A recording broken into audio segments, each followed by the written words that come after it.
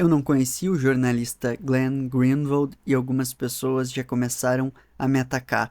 Nossa, você está alienado, você é burro, não acredito em você. Só que nos últimos anos eu passei lendo mais de 500 livros, dialogando com as maiores mentes do planeta, construindo uma empresa sólida, forte, uma marca e uma reputação no YouTube. Então, qual é o problema de eu não ter conhecido alguém? E algumas pessoas começaram a dizer: nossa, esse Glenn é esquerdista, isso e aquilo. Outra coisa que eu também não me importo, eu não me importo se um sujeito é de extrema esquerda, de extrema direita, de esquerda, de direita, de centro.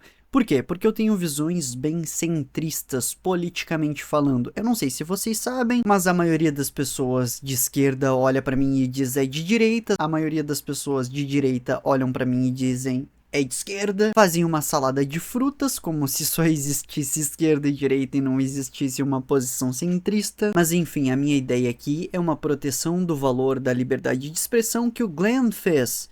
Não me importa se é o Elon Musk da extrema direita ou o Glenn da extrema esquerda. Se alguém defendeu a liberdade de expressão, esse sujeito tem bom senso no assunto chamado liberdade de expressão. Não significa que o sujeito é gente boa, não significa que o sujeito é criminoso, não significa nada disso. Simplesmente ele tem uma boa posição em um assunto específico.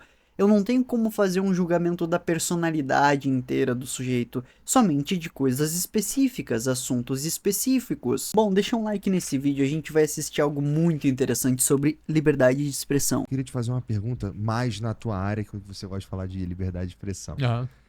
Você acha que a liberdade de expressão como ela é vivida nos Estados Unidos, ela dá para vir para o Brasil dessa mesma ideia? Porque aqui no Brasil, a sociedade brasileira concedeu ao Estado, ou a juiz, ou qualquer coisa nesse sentido, a possibilidade de, por exemplo, punir uma pessoa que xingar a outra, sabe? Se eu começar a te xingar aqui, você Uhum. pode me processar, né? O Uhum. Monark acabou de ser julgado. Foi Ele, interessante. ele vai, ele não está no Brasil, É. mas se ele estivesse, vai ir para a prisão porque ele chama do Flávio Dino, que é o gordo, merda. Então, cara, sobre isso eu fiquei pensando, né?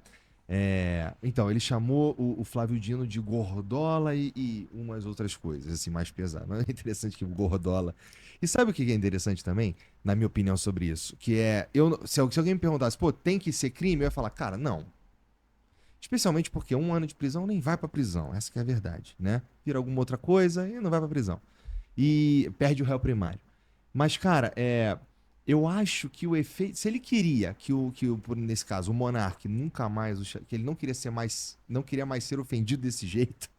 Puta, ele falhou porque ele deu mais atenção ainda. Sabe? E eu julgo até um pouquinho de capital político pro monarca. Porque tem um juiz. Um juiz não.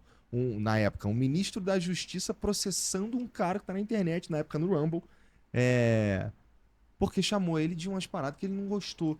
Então, assim, na minha opinião, não é nenhuma questão sobre. Eu processaria alguém putz, tá me. Que faça. Que mente sobre. Isso. Alguém fala, ele é pedófilo. Todo mundo É. sabe, obviamente. Isso, É. isso não é uma opinião política.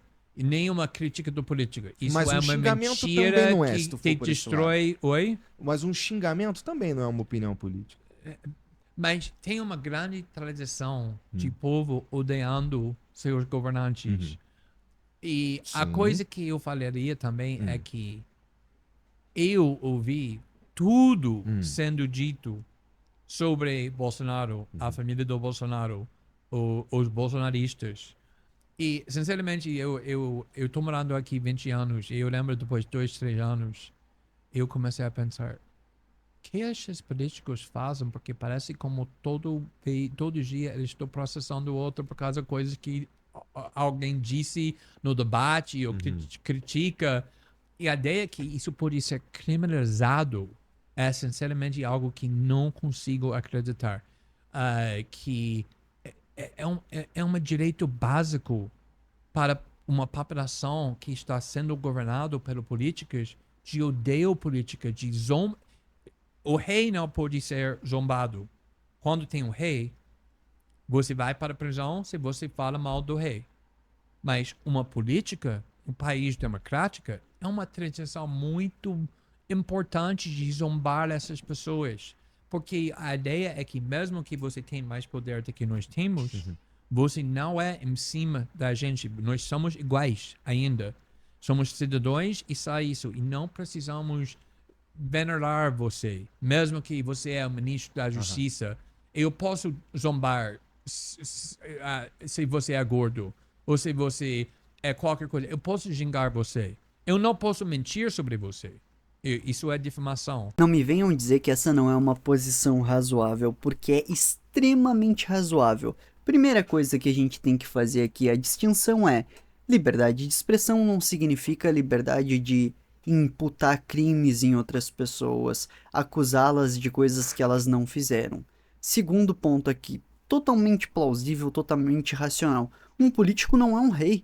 Um político, ele serve ao povo. O rei não pode ser zombado, senão quem zombou vai pra masmorra. Agora o político ele tá a serviço do povo. A evolução é: existiam reis, as pessoas não gostavam, tiraram esses reis, aí veio os políticos que eram pra ajudar a população. Só que parece que os políticos começaram a dizer: não, agora nós somos os reis. Tá entendendo como isso é bizarro? O direito de debochar, não gostar, afrontar, é um direito básico. Uma democracia só existe porque existe liberdade de expressão. Se só um lado pode falar, então a gente tem o PCC, Partido Comunista Chinês, onde só uma visão de mundo é válida. Entendeu? Entende como eu, na minha visão de centrista, tenho que defender a liberdade de expressão, porque senão um esquerdista ou um direitista pode querer tirar a minha liberdade de expressão? Eu estou em um ponto mais delicado ainda do que todos. Eu estou no lado mais fraco politicamente. Eu sou a minoria da minoria da minoria da minoria. Porque a grande maioria das pessoas se define como esquerda ou direita e eu me defino como centro. Então, eu estou basicamente ferrado se alguém tomar o poder e resolver tirar a liberdade de expressão. Por isso que eu considero que a democracia é um negócio muito legal, mas tem que haver liberdade de expressão. Logicamente tem que haver. Tem que haver liberdade de confrontar um político.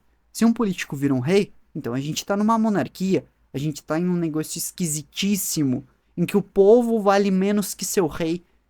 Como assim? É sério que a gente evoluiu como sociedade para deixar que homens tenham mais valor do que a gente?